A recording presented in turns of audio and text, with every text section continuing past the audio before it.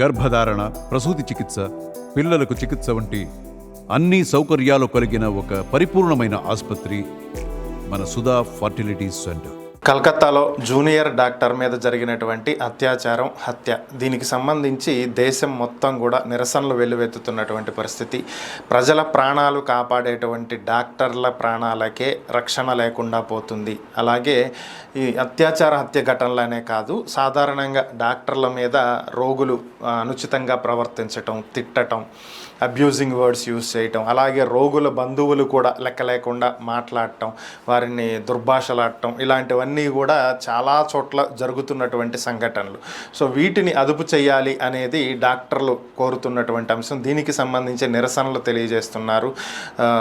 ఈరోజు ఆర్జీకేజీ హాస్పిటల్లో కోల్కతాలో జూనియర్ డాక్టర్లంతా కూడా ఓపీని బహిష్కరించడం జరిగింది. ఈరోజు ఓపీలు ఏవి కూడా చూడట్లేదు, అందరూ కూడా నిరసనలు తెలియజేస్తూ ఉన్నటువంటి పరిస్థితి.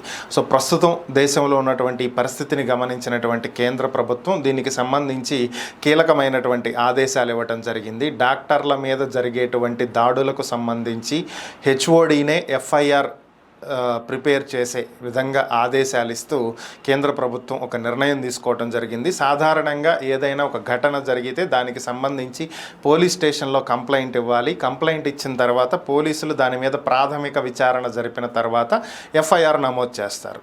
దాన్నే ఫస్ట్ ఇన్ఫర్మేషన్ రిపోర్ట్ అంటాం, ఎఫ్ఐఆర్. సో ఇది ముందుగా ఇచ్చినటువంటి సమాచారం ప్రకారం ప్రాథమికంగా ఒక నిర్ధారణకు వచ్చి చేసేటువంటిది ఎఫ్ఐఆర్. సో అయితే ఇది ఇక నుంచి అన్ని దేశంలో ఉన్నటువంటి ప్రతి వైద్య కళాశాల, అలానే హాస్పిటల్, వీటికి సంబంధించిన హెచ్ఓడీలు ఉంటారు కదా, హెడ్ ఆఫ్ ద డిపార్ట్మెంట్, వాళ్ళే నేరుగా ఎఫ్ఐఆర్ నమోదు చేయొచ్చు.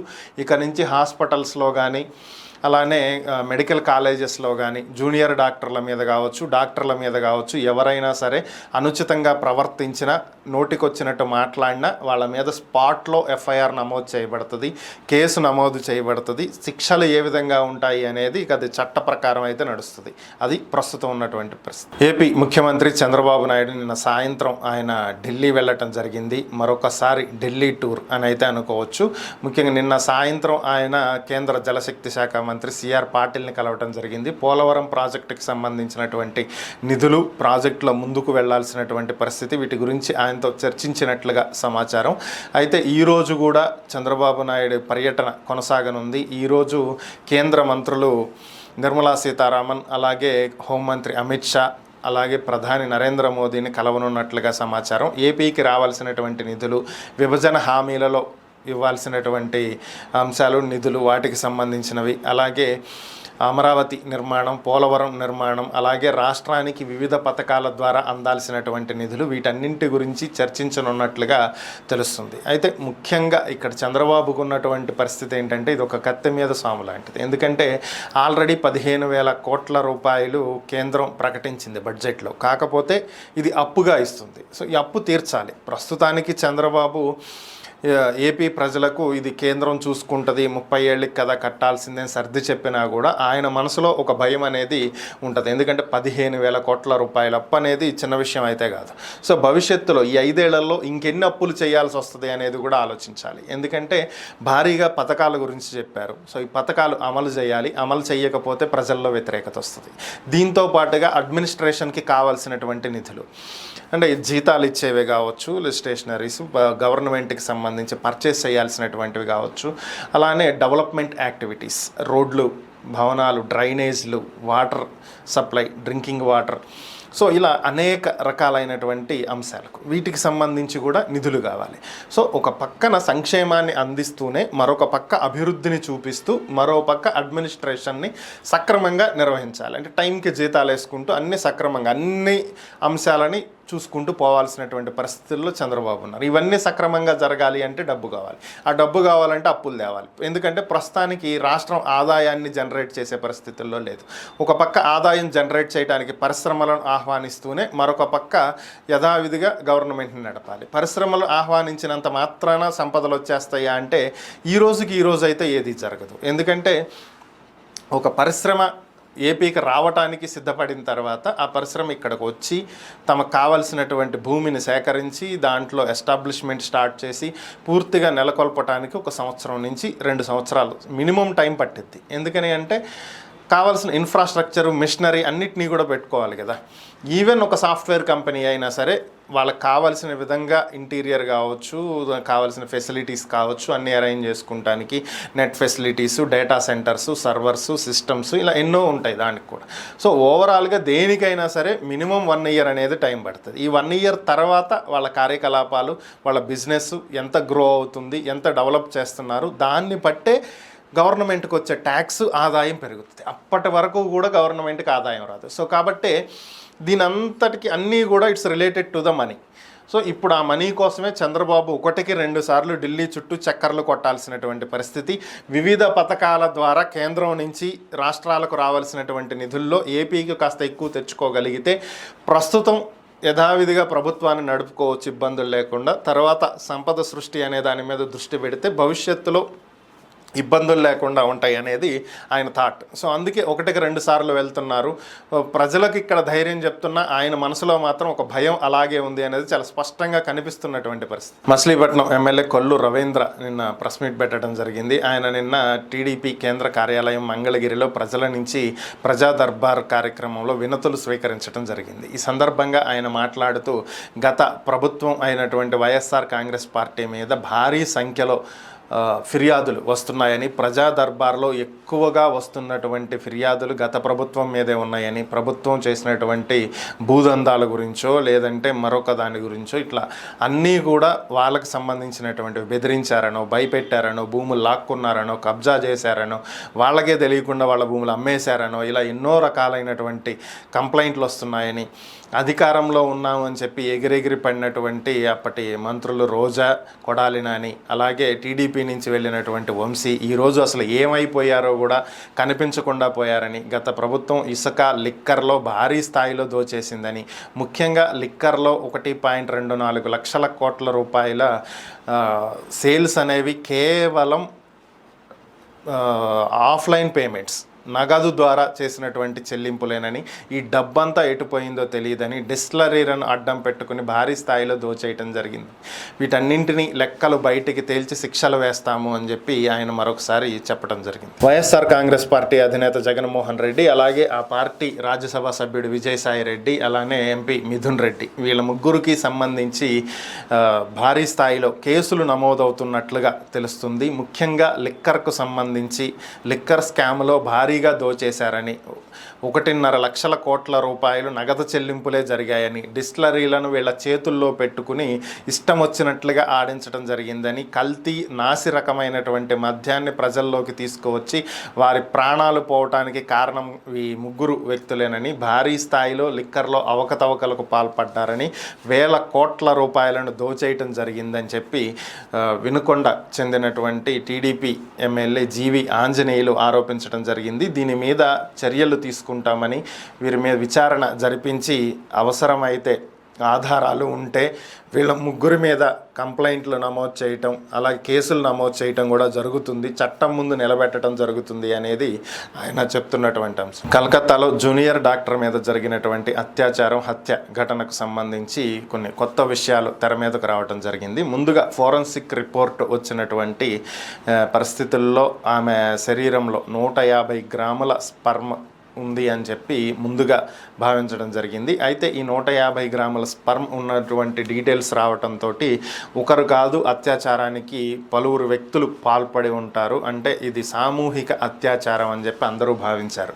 దీనికి సంబంధించి డాక్టర్లు తీవ్ర స్థాయిలో స్పందించడం జరిగింది. అలాగే ఆమె కుటుంబ సభ్యులు కూడా దీన్ని తీవ్రంగా పరిగణించడం జరిగింది. అయితే ఇప్పుడు కొత్తగా వచ్చినటువంటి సమాచారం ఏంటంటే పూర్తి నిజ నిర్ధారణ ఫోరెన్సిక్ రిపోర్ట్ అనేది కంప్లీట్గా బయటకు రావటం జరిగింది.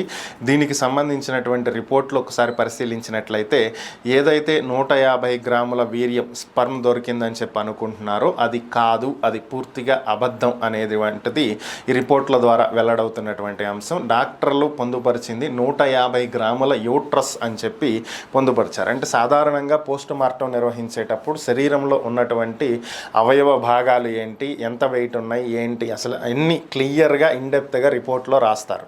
సో దాంట్లో భాగంగానే గర్భసంచి యూట్రస్కి సంబంధించి 150 గ్రాములు వెయిట్ ఉన్నట్లుగా వాళ్ళు నమోదు చేయటం జరిగింది. దీన్నే బయటకు వచ్చేటప్పటికి ఆ న్యూస్ మిస్లీడ్ అవ్వటం, అది 150 గ్రామ్స్ స్పర్మ్ అని చెప్పి పబ్లిసిటీ అవ్వటం, భారీగా అది జనాల్లోకి చొచ్చుకుపోవటం జరిగింది. కానీ అసలు వాస్తవం ప్రకారం 150 గ్రామ్స్ స్పర్మ్ కాదు, ఇది కేవలం యూట్రస్ మాత్రమే అనేది ఈరోజు నివేదిక బయట పెట్టినటువంటి అంశం.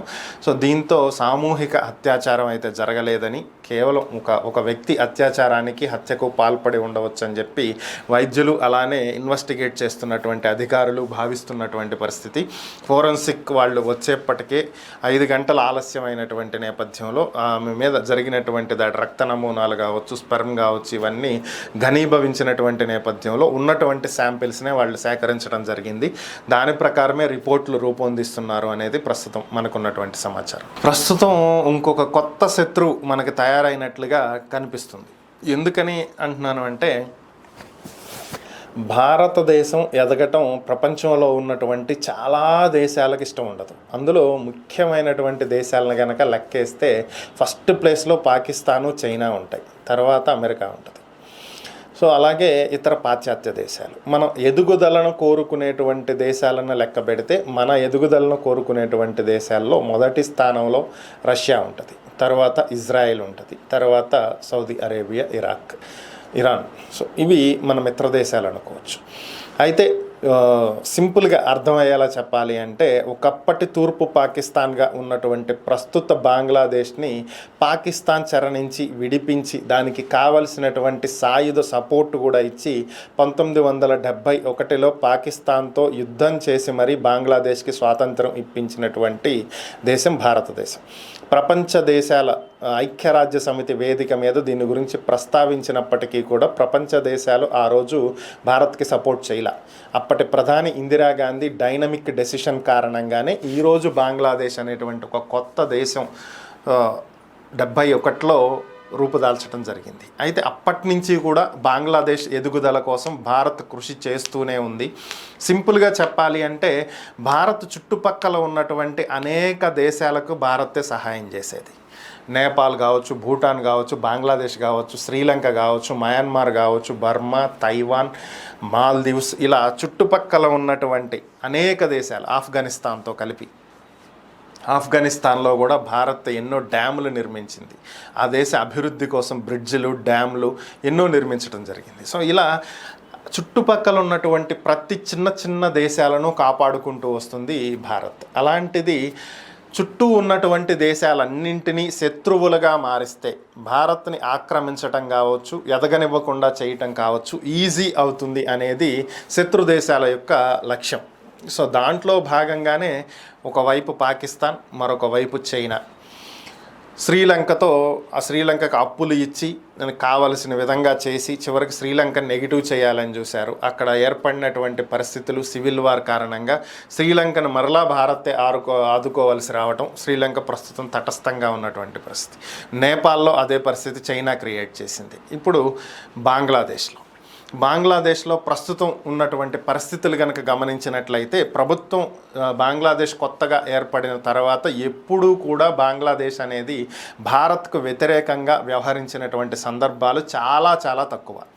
అయితే ఇప్పుడు ప్రస్తుతం ఎలా ఉందంటే పరిస్థితి, భారత్ వ్యతిరేక నినాదాలతో బంగ్లాదేశ్ మారుమోగుతున్నటువంటి పరిస్థితి. సింపుల్గా ఇటీవల జరిగినటువంటి అల్లర్లలో, ఆందోళనలో హిందువులే టార్గెట్గా భారీ స్థాయిలో హత్యలు, అత్యాచారాలు జరిగినటువంటి పరిస్థితి. సో వీటన్నింటికీ కారణం ఏంటంటే భారత్ వ్యతిరేక విధానాలను ప్రోత్సహించటం, దానికి వెనకుండి నడిపిస్తున్నటువంటి చైనా. ఇది ప్రధానంగా ఉన్నటువంటి వార్త. బంగ్లాదేశ్తో భారత్ సుదీర్ఘమైనటువంటి సరిహద్దును పంచుకుంటూ ఉంది. సో ఈ నేపథ్యంలో బంగ్లాదేశ్ని గనక చైనా చెప్పు చేతల్లోకి తెచ్చుకోగలిగితే, భారత్తో ఏదో ఒక గొడవ పెట్టుకుంటానికి కానీ, దాడులు చేయటానికి కానీ చైనాకు చాలా వెసులుబాటు కలుగుతుంది. సో అందుకే బంగ్లాదేశ్లో ఉన్నటువంటి యువతను రెచ్చగొట్టడం, కొంతమంది రాజకీయ నాయకులను వారి గుప్పెట్లో పెట్టుకుని అక్కడ ఉన్నటువంటి పరిస్థితులను అల్లకల్లోలం సృష్టించి ఆందోళనలు చెలరేగేలా చేసి ప్రభుత్వాన్ని అస్థిరపరిచి దాని ద్వారా వారికి అనుకూలంగా ఉన్నటువంటి వారిని ఆ గద్దెనెక్కించి వారికి అనుకూలంగా నడుపుకునేటువంటి ప్రయత్నం. సో ఇదే ప్రస్తుతం కనిపిస్తున్నటువంటి పరిస్థితి. మరి కొత్తగా తయారవుతున్నటువంటి ఈ శత్రువుతో భారత్ ఏ విధంగా ఎదుర్కొంటుంది అనేది అయితే చూడాలి. Mysore urban development authority MUDA, దీనికి సంబంధించి భూముల కేటాయింపుల్లో అవకతవకలు జరిగినాయి అంటూ ఇటీవల కర్ణాటక గవర్నమెంట్కి సంబంధించి కర్ణాటక గవర్నర్ దీని మీద విచారణకు ఆదేశిస్తూ దీని మీద వివరణ కోరుతూ ఇచ్చినటువంటి నేపథ్యంలో దీనికి కర్ణాటక అసెంబ్లీ ఈ నోటీసులను మేము తిరస్కరిస్తున్నాము, గవర్నర్కి ఆ అవకాశం లేదు అని చెప్పి వాళ్ళు అప్పట్లో తీర్మానం చేసిన విషయం అందరికీ తెలిసిందే. అయితే గవర్నర్ ఇంకొక స్టెప్ ముందుకు వేసినట్లుగా తెలుస్తుంది. ఈరోజు మనకున్నటువంటి సమాచారం ప్రకారం కర్ణాటక గవర్నర్ సీఎం సిద్ధరామయ్య మీద విచారణకు ఆదేశించినట్లుగా తెలుస్తుంది. జనరల్గా ఒక ముఖ్యమంత్రి స్థాయి అధికారిని పోలీసులు విచారణ చేయాలి అంటే గవర్నర్ అనుమతి తప్పనిసరి. ఇది ప్రోటోకాల్, చట్ట ప్రకారం ఏదైనా సరే పోలీస్ వ్యవస్థ కానీ, అవినీతి నిరోధక శాఖ కావచ్చు, సిబిఐ కావచ్చు, ఎవరైనా సరే విచారణ జరపాలి అంటే, ముఖ్యమంత్రి స్థాయి వ్యక్తిని విచారణ చేయాలి అంటే గవర్నర్ ఖచ్చితంగా అనుమతి ఇవ్వాలి. అరెస్ట్ చేయాలన్నా కూడా గవర్నర్ అనుమతి కావాలి. అయితే గవర్నరే విచారణ చేయమని ఆదేశాలు ఇచ్చినటువంటి నేపథ్యంలో సీఎం సిద్ధరామయ్య ఏసీబీ అధికారుల ముందు విచారణకు హాజరవ్వాలి, దీనికి సంబంధించినటువంటి వివరాలను ఏసీబీకి ఇవ్వాలి అనేది ప్రస్తుతం ఉన్నటువంటి సమాచారం. ఆయన్ను విచారించడానికి అవినీతి నిరోధక శాఖ ఏసీబీ అధికారులు సిద్ధంగా ఉన్నట్లు తెలుస్తుంది. వైఎస్ఆర్ కాంగ్రెస్ పార్టీని బలహీనపరచడానికి టీడీపీ తనకున్నటువంటి అన్ని రకాల ప్రయత్నాలని కూడా ఉపయోగిస్తుంది. మనం కొద్ది రోజుల క్రితమే చెప్పుకోవటం జరిగింది. గతంలో వైసీపీ అధికారంలో ఉన్నప్పుడు వైనాట్ కుప్పం అని అన్నప్పుడు టీడీపీ కూడా వైనాట్ పులివెందుల, ఇది మనందరికీ తెలిసిందే. వైనాట్ 175 పక్కన పెట్టేసేస్తే 175 ఎవరికి రావని మనం ఆ రోజు మాట్లాడుకున్నాం. ఈరోజు అదే మాట్లాడుకుంటాం, భవిష్యత్తులో కూడా ఇదే మాట్లాడుకుంటాం. ఎందుకంటే 175కి 175 ఏ పార్టీ గెలవదు, అది సాధ్యమయ్యే అంశం కాదు. సో దాన్ని పక్కన పెట్టేసేస్తే టీడీపీ చాలా బలంగా ప్రయత్నం చేస్తుంది. గతంలో వైసీపీ ఏ విధంగా అయితే కుప్పంలో స్థానిక సంస్థల ఎన్నికల్లో అన్ని విషయాల్లో కూడా టీడీపీకి ఎదురెళ్ళిందో, ఏ విధంగా అయితే టీడీపీని బలహీనపరిచేటువంటి కార్యక్రమాలు చేపట్టిందో, ఇప్పుడు అదే టీడీపీ చేస్తున్నటువంటి పరిస్థితి. ఒక పక్క వైజాగ్లో ఉన్నటువంటి ఎమ్మెల్సీ ఎన్నికల్లో కూడా గట్టిగా పోటీ చేయాలని టీడీపీ భావించినప్పటికీ కూడా దీన్ని త్వరగా గ్రహించినటువంటి వైసీపీ అధినేత జగన్మోహన్ రెడ్డి తన పార్టీకి చెందినటువంటి ఓటర్లను ఆయన ముందుగానే జాగ్రత్త పరుచుకోగలిగారు. దాంతో ఫలితంగా ఉన్నటువంటి వాళ్ళని కొనలేనటువంటి పరిస్థితుల్లో టీడీపీ వెనక్కి తగ్గి చివరి నిమిషంలో మేము గౌరవప్రదమైనటువంటి హుందాతనమైనటువంటి రాజకీయాలు చేయదలుచుకున్నాము, అందుకే ఈ పోటీ నుంచి విరమించుకుంటున్నామని చెప్పారు. కానీ వాస్తవానికి ఏంటంటే చివరి నిమిషం వరకు కూడా ప్రయత్నం చేశారు. ఇది ప్రజలు ఓట్లు వేసి గెలిపించేటువంటి ఎమ్మెల్సీ స్థానాలు కాదు, ఇది స్థానిక సంస్థల కోటాలో వచ్చినటువంటి ఎమ్మెల్సీ స్థానం. అంటే స్థానికంగా ఉన్నటువంటి కార్పొరేటర్లు, ఎంపీపీలు, జడ్పీలు వేయాల్సినటువంటి ఓట్లు ఇవి. సో వాళ్ళు ఆల్రెడీ వైసీపీ పార్టీ నేతలైనటువంటి నేపథ్యంలో 200 మందిని కొనుగోలు చేస్తే తప్ప ఒక అభ్యర్థిని గెలిపించుకోలేనటువంటి పరిస్థితి టీడీపీది. అందుకనే వెనకడుగు వేయటం జరిగింది. ఇక కడప విషయానికి వచ్చినట్లయితే ప్రస్తుతం కడపలో టీడీపీ చాలా శరవేగంగా పావులు కదుపుతున్నట్లుగా తెలుస్తుంది. కడపలో మొత్తం 50 స్థానిక సంస్థలకు సంబంధించినటువంటిది 50 జడ్పీ స్థానాలు ఉన్నాయి.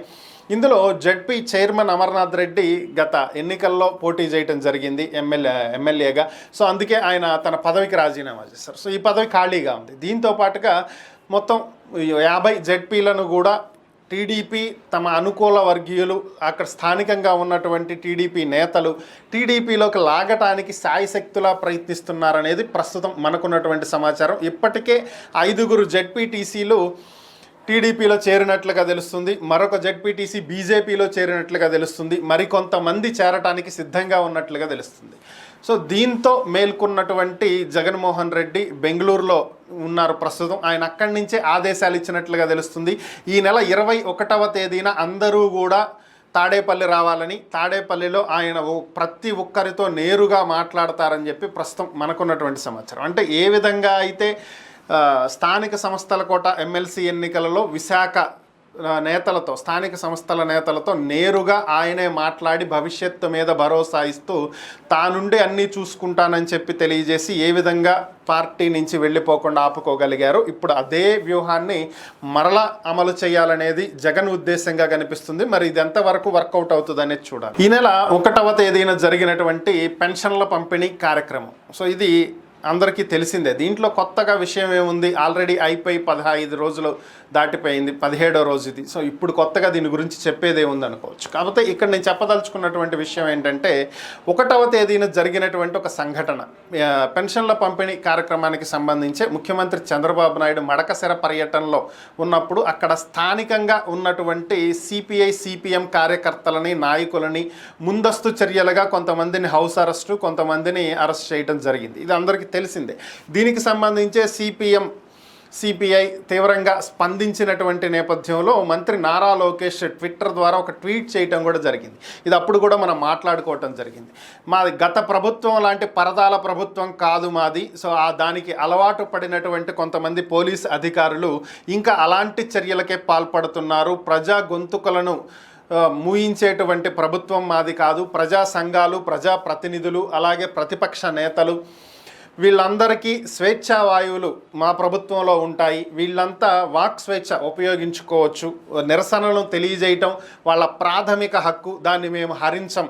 భవిష్యత్తులో ఇలాంటి ముందస్తు చర్యలు, ముందస్తు అరెస్టులు లాంటివి ఉండవు. ప్రజా సంఘాలని అడ్డుకోము, ప్రజలని అడ్డుకోము, నిరసనల్ని అడ్డుకోము, ప్రతిపక్షాలని అడ్డుకోము. స్వేచ్ఛగా ఎవరి అభిప్రాయాలను వాళ్ళు పంచుకోవచ్చు అని చెప్పి లోకేష్ అప్పుడు తెలియజేయడం జరిగింది. పోలీస్ అధికారులకు కూడా నేను తెలియజేస్తాను, మమ్మల్ని క్షమించండి కామ్రేడ్ అని చెప్పి ఆయన కమ్యూనిస్ట్ నేతలకు ఒక పోస్ట్ పెట్టారు. సో దీంతో భవిష్యత్తులో ఇక ఇప్పుడు కూడా ఇలాంటి ముందస్తు అరెస్టులు, హౌస్ అరెస్టులు ఉండవని చెప్పి అందరూ భావించారు. అయితే మరి ఈ దురదృష్టమో అదృష్టమో మరి ఏం జరుగుతుందో తెలియదు. ప్రభుత్వం అధికారుల మీద నియంత్రణ కోల్పోతుందో, లేదంటే కావాలని చెప్పే నిర్లక్ష్య ధోరణి వ్యవహరిస్తుందో తెలియదు. కానీ 15వ తేదీ, జస్ట్ 2 days బ్యాక్, ఈ నెల 15వ తేదీన గుడివాడలో అన్న క్యాంటీన్ ప్రారంభోత్సవానికి చంద్రబాబు నాయుడు హాజరవటం జరిగింది. చంద్రబాబు నాయుడు గుడివాడ పర్యటన ఉంది అని తెలియగానే స్థానికంగా ఉన్నటువంటి సిపిఐఎం నేతలను పోలీసులు హౌస్ అరెస్ట్ చేయడం జరిగింది. మరొక్కసారి ఈ విషయమే బగ్గుమన్నటువంటి పరిస్థితి. ఆల్రెడీ మరొకసారి ఇలాంటివి జరగకుండా చూసుకుంటామని చెప్పి మంత్రే స్వయంగా చెప్పిన తరువాత కూడా మరలా ముందస్తు అరెస్టులు జరగటం, హౌస్ అరెస్టులు జరగటం దేనికి ప్రతీక అని చెప్పి సిపిఐఎం నేతలు గట్టిగా ప్రశ్నిస్తున్నటువంటి పరిస్థితి. మరి దీనికి ప్రభుత్వం ఏం సమాధానం చెప్తుందనేది చూడాలి. ఏపీలో లిక్కర్ విధానం మారబోతుంది అనేది ప్రస్తుతం మనకున్నటువంటి సమాచారం. అంటే ఇది ఎందుకు దీని గురించి ఇంత పర్టికులర్గా చెప్పాల్సి వస్తుంది అంటే 2024 సార్వత్రిక ఎన్నికల తర్వాత చంద్రబాబు నాయుడు ఇచ్చినటువంటి హామీలు, సూపర్ 6 పేరుతోటి ఏవైతే తీసుకొచ్చారో వీటిని అమలు చేస్తారు అని చెప్పి అందరూ భావించినప్పటికీ కూడా ఇప్పటి వరకు వీటికి సంబంధించినటువంటి చర్యలు పెద్దగా ముందుకు వెళ్తున్నట్లయితే ఎక్కడ అనిపించట్లేదు. కేవలం పెన్షన్ పెంపుదల ఇలాంటి చిన్న చిన్నవే తప్ప సూపర్ 6లో ముఖ్యమైనటువంటి అయినటువంటి తల్లికి వందనం ఇవి ఏడాది పాటు ఉండదని తేల్చేశారు. అలాగే 3 ఫ్రీ గ్యాస్ సిలిండర్లు, వీటి గురించి అసలు ఊసేలేదు. మహిళలకు ఉచిత బస్సు ప్రయాణం 15వ తేదీ నుంచి అన్నారు, ఇప్పటి వరకు ఏ డేట్లో ఇస్తారు అనేది ప్రకటన కూడా లేదు. ఇక 18 సంవత్సరాలు నిండినటువంటి మహిళలకు 1500 రూపాయలు ప్రతి నెల అన్నారు. వాటి గురించి అసలు మాట్లాడుతున్నటువంటి దాఖలాలు కూడా లేవు. సో ఇలా వరుసగా చూసుకుంటూ పోతే సూపర్ 6 హామీలకు తిలోదకాలు ఇచ్చారా అనేటువంటి వార్తలు కూడా వస్తున్నటువంటి నేపథ్యంలో వీటిని ఎక్కువగా తెర మీదకు రాకుండా చేయటానికి, అంటే చర్చలోకి రాకుండా చేయటానికే బాబు గారు నెలకొక పథకాన్ని అమలు చేసుకుంటూ పోతున్నారు అనేది వినిపిస్తున్నటువంటి వార్తలు. అంటే ముందుగా పెన్షన్ 4000 చేశారు, 3000 నుంచి, అంటే ఒకేసారి 1000 రూపాయలు పెంచారు. అదిగో గత ప్రభుత్వం సంవత్సరానికి 250 రూపాయలే పెంచుకుంటూ పోయింది, మేము మొత్తం ఒకేసారిగా 1000 రూపాయలు పెంచామని చెప్పి ప్రచారం చేసుకున్నారు. దీనికే ఒక నెల సరిపోయింది, అయిపోయింది. సీన్ కట్ చేస్తే 2వ నెల వచ్చేటప్పటికి అన్న క్యాంటీన్లు స్టార్ట్ చేశారు. సో ఇప్పుడు అన్నా క్యాంటీన్లని ప్రారంభించారు ఆగస్టు నెలలో. సో ఇది ఈ నెలకి సరిపోయింది. ఈ నెలంతా దీనికి సంబంధించినటువంటి చర్చతో నడిపేస్తారు, ముందుకెళ్ళిపోతాయి. ఇక వచ్చే నెల సెప్టెంబర్, అక్టోబర్ నెలలో, అక్టోబర్ 3వ తేదీలోపు కొత్త మద్యం పాలసీ విధానాన్ని తీసుకొస్తామని చెప్తున్నారు. అంటే గతంలో ఏ విధంగా అయితే ప్రైవేట్ వ్యక్తులు టెండర్లు వేసి మద్యం పాడుకుని దుకాణాలు 3600 మద్యం దుకాణాలు ఉన్నాయో ఇవి ప్రభుత్వం టెండర్ల ద్వారా కేటాయించబోతుంది. అయితే గత ప్రభుత్వమే నడిపే విధంగా వీటిని తీసుకురావటం, నాసి రకమైనటువంటి మద్యాన్ని అమ్మారు. అలాగే మద్యం రేట్లు కూడా భారీగా పెంచినటువంటి నేపథ్యంలో సామాన్యులు ఇబ్బందులు పడుతున్నారనేది ప్రస్తుతం ఉన్నటువంటి ప్రభుత్వం చెప్తున్నటువంటి వ్యాఖ్యలు. దీన్ని దృష్టిలో ఉంచుకునే భవిష్యత్తులో అంటే రేపు అక్టోబర్లో తీసుకురాబోయేటువంటి కొత్త మద్యం పాలసీకి సంబంధించి కొంత చర్చ అయితే నడుస్తున్నట్లుగా తెలుస్తుంది. దీంట్లో ఎక్కువ మంది తాగేటువంటి బ్రాండ్లు వీటికి సంబంధించి, అలాగే ముఖ్యమైనటువంటి బ్రాండ్లు కొత్తగా వచ్చినటువంటి కొత్త పేర్లు లాంటివి ఏవి వినిపించకుండా పాత మద్యం బ్రాండ్లని తీసుకురావటమే కాకుండా అతి చౌకగా మినిమం 80 నుంచి 100 రూపాయల లోపే మద్యం అందుబాటులో ఉండేలాగా చూడాలి అనేది ప్రభుత్వం యోచిస్తున్నట్లుగా తెలుస్తుంది. మరి ఇంత తక్కువకి మద్యం నిజంగా అందుబాటులోకి వచ్చేటువంటి అవకాశాలు ఉన్నాయా? దాన్ని ఇంత తక్కువ తగ్గించి ప్రజల ఆరోగ్యాన్ని పాడు చేయడానికి ప్రభుత్వం ఇలాంటి చర్యలు ఎందుకు తీసుకుంటుంది అనేది కూడా ఒక వార్త. అంటే ఇప్పుడు మద్యం రేట్లు పెంచినంత మాత్రాన తాగకుండా ఉంటారా అంటే అట్లాంటిదేమి ఉండదు. 100 రూపాయలు దాన్ని 1000 రూపాయలు చేసినా తాగేవాళ్ళు తాగుతారు, దాంట్లో డౌట్ ఏం లేదు. కానీ ఇప్పుడు దాన్ని భారీగా తగ్గించాల్సినటువంటి అవసరం అయితే లేదు. బట్ ప్రభుత్వ నిర్ణయం ఏంటనేది చూడాలి.